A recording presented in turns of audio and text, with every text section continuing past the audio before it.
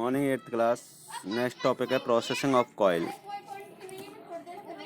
All varieties of coal contain volatile compounds of carbon which are very useful for industrial applications.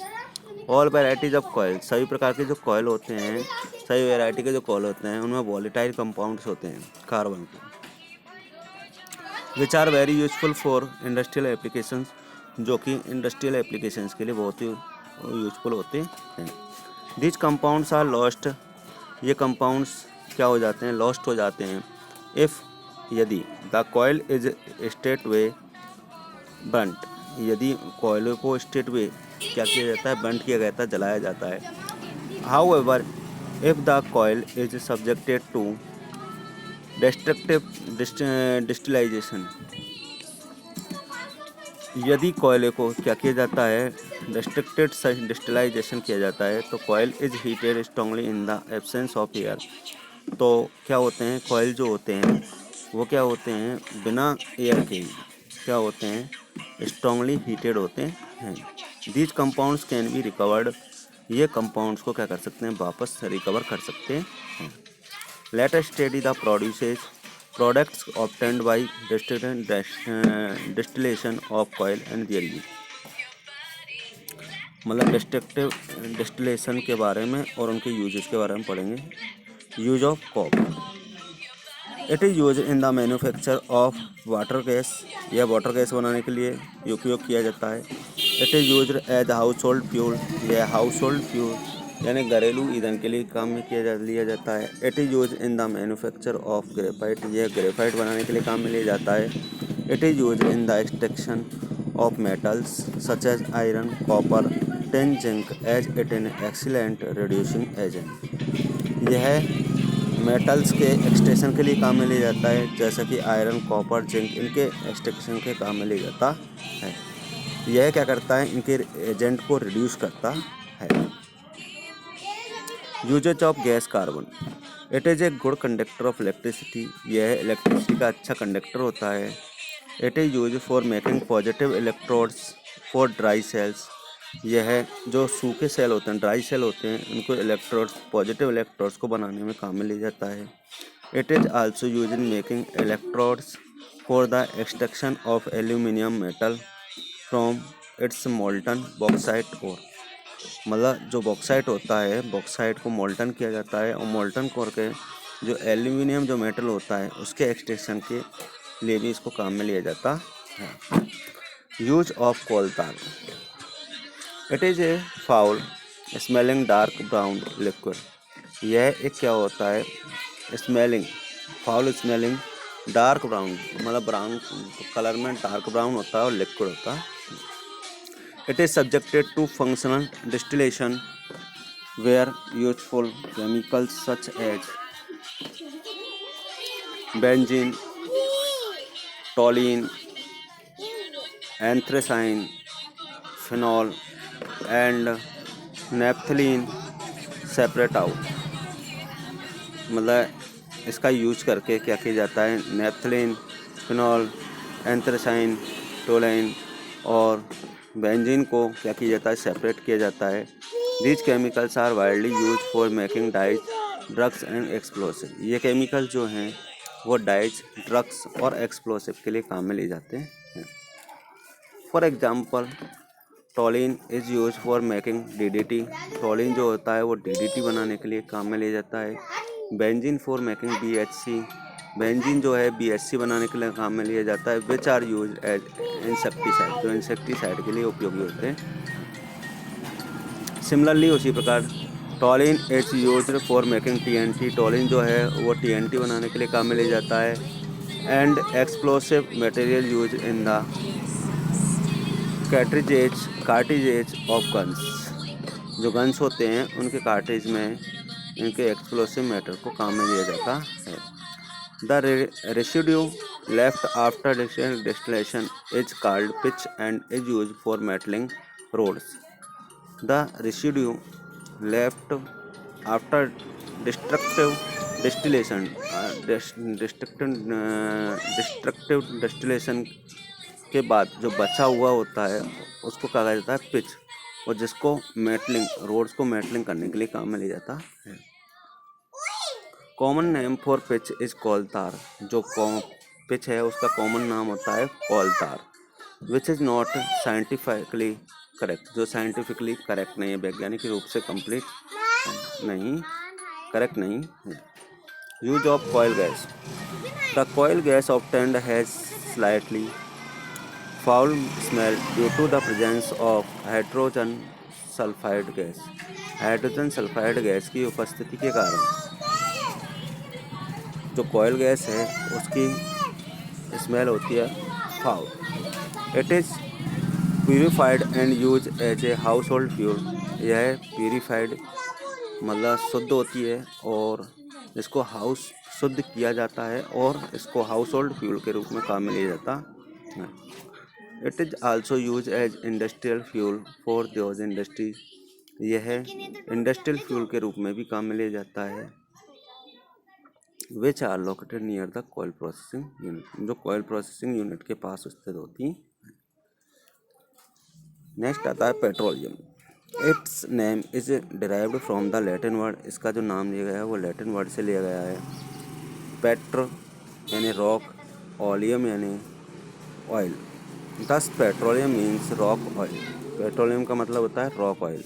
Petroleum और oil is a liquid form of fossil fuel, petroleum और oil या फिर oil क्या होते हैं, fossil fuel का liquid रूप होता है। Petroleum has not only become world's leading fossil fuel but its products have almost become indispensable for the people on earth.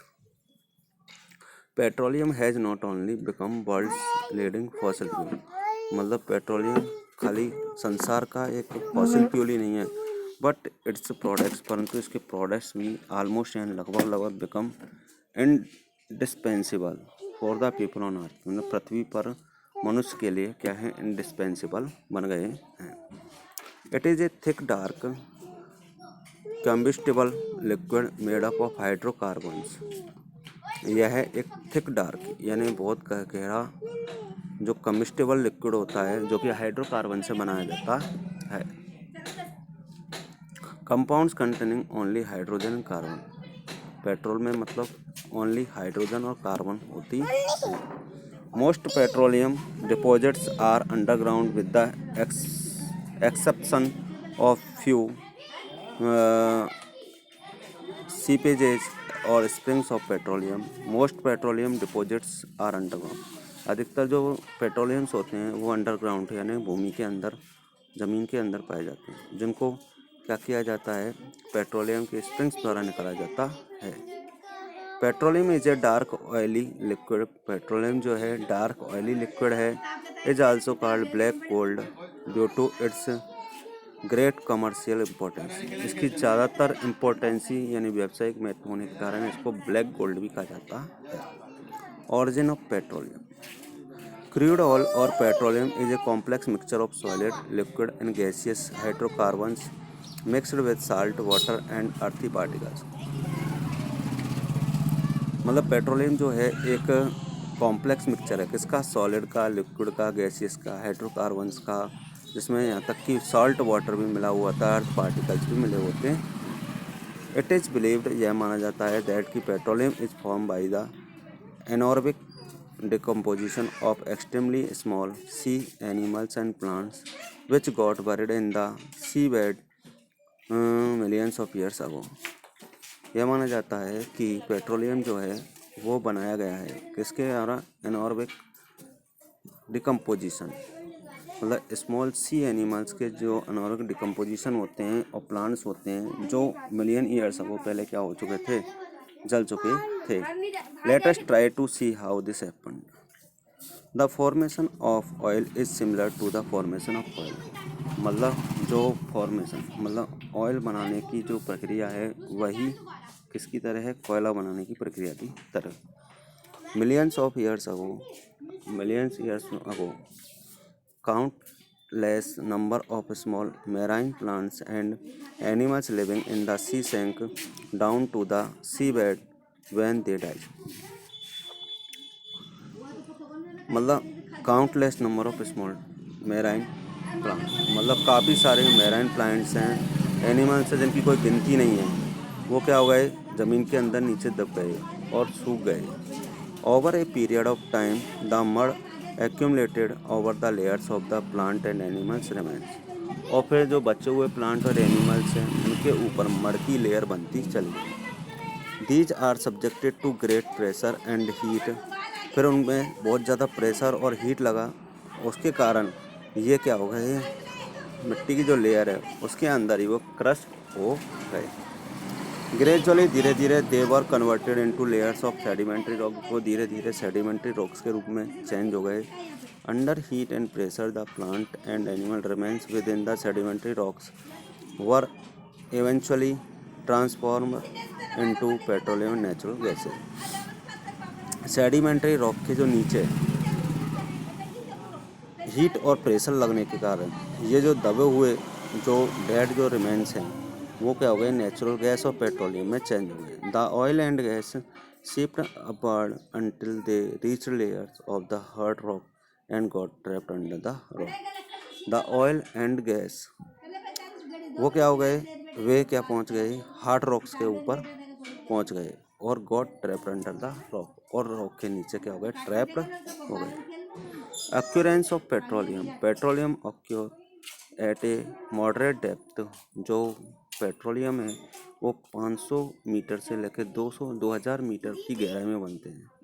Between the two layers of impervious rocks, जो कि ये क्या होते हैं, दो रॉक्स होती हैं उनके बीच में पाया जाता है। The petroleum deposits are usually found mixed with salt water. The petroleum deposits, जो पेट्रोलियम है वो क्या होता है, साल्ट वाटर के साथ मिक्स होता है। The petroleum is lighter than salt water. जो पेट्रोलियम होता है वो साल्ट वाटर से क्या होता है, हल्का होता है। हैंस इसलिए फ्लोट्स ओवर इट, जो इसके ऊपर तैरता है। Natural gas is found above petroleum. Natural gas is found, जो नेचुरल गैस है वो पेट्रोलियम के ऊपर पाई जाती है। Trapped between the rock cap and petroleum layer, जो कि किसके बीच में होती है, रॉक कैप और पेट्रोलियम के लेयर के बीच में होती है। Drilling of oil wells, the prospective size of petroleum is located and mapped by geographic, geological and seismic methods। The prospective size of petroleum, petroleum की जो prospective size है इज लोकेटेड यानी लोकेट की जाती है और उसे जोग्राफिक, जोलॉजिकल और सिस्मिक मेथड द्वारा क्या किया जाता है, मैप किया जाता। With the help of giant rigs a hole और drilled in the earth crust. मतलब अब पेट्रोल कैसे निकाला जाता है देखते हैं।